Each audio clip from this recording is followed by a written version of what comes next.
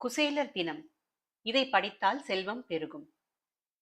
குருவாயூரப்பன் கோவிலில் மார்கழி முதல் புதன்கிழமையை குசேலர் தினமாக கொண்டாடுகிறார்கள்.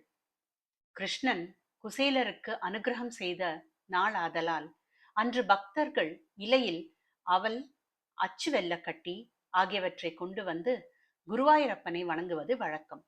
அன்று கோவிலில் பக்தர்கள் படிக்கணக்கில் அவல் தானம் செய்கின்றனர். குசேலர் கிருஷ்ணனை தரிசிக்க ஆவலுடன் அவல் கொண்டு சென்ற நாள் மார்கழி மாதம் புதன்கிழமை. அதனால் அன்று குருவாயூரில் மார்கழி முதல் புதன்கிழமையை குசேலர் தினமாக கொண்டாடுகின்றனர். பக்தர்களும் குருவாயூரப்பனுக்கு அவல் கொண்டு வந்து காணிக்கையாக தருவர். இதனால் தங்களுக்கு ஸ்ரீ கிருஷ்ணன் அருள் புரிந்து அவரவர் வீட்டுக்கு சுபீக்ஷம் வந்து சேரும் என்பது நம்பிக்கை.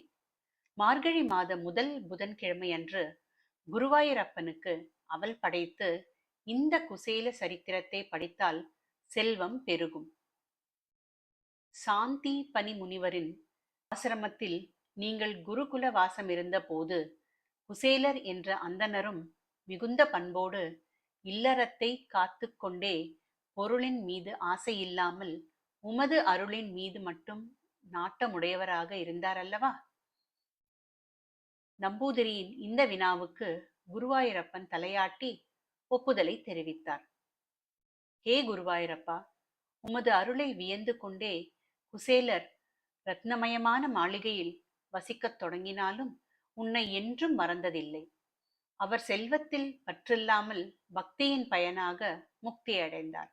இவ்வாறு பக்தர்களின் கஷ்டத்தை போக்குவதில் வல்லவரான நீர் எனது துன்பத்தையும் போக்கி அருள வேண்டும். இந்த குசேல சரித்திரத்தை படித்தால் செல்வம் பெருகும்.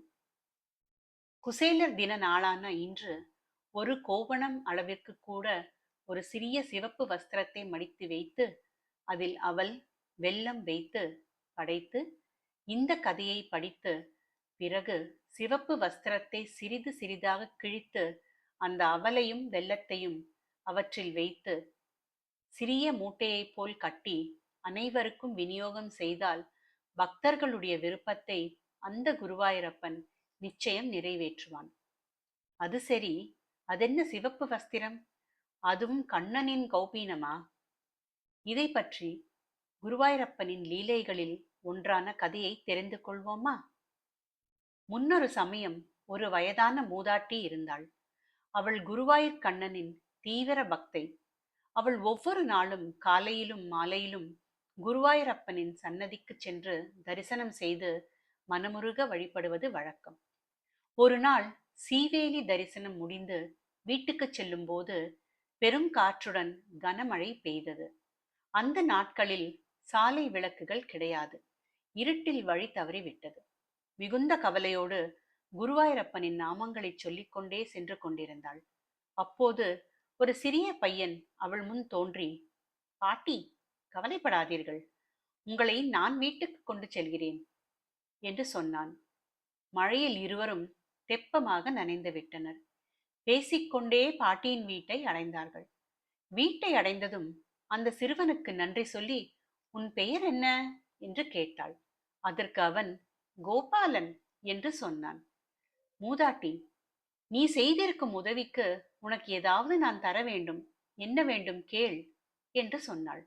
அவனும், மழையில் என் துணி நனைந்து விட்டது, எனக்கு உம்முடைய புடவையிலிருந்து ஒரு கௌபீனம் தாருங்கள் போதும் என்று கூறினான். அவள் சுற்றி பார்த்தபோது ஒரு சிவப்பு புடவை இருந்தது. அதிலிருந்து ஒரு சிறு பகுதியை கிழித்து அவனிடம் கொடுத்தாள். அவனும் பெற்றுக்கொண்டு சென்றான்.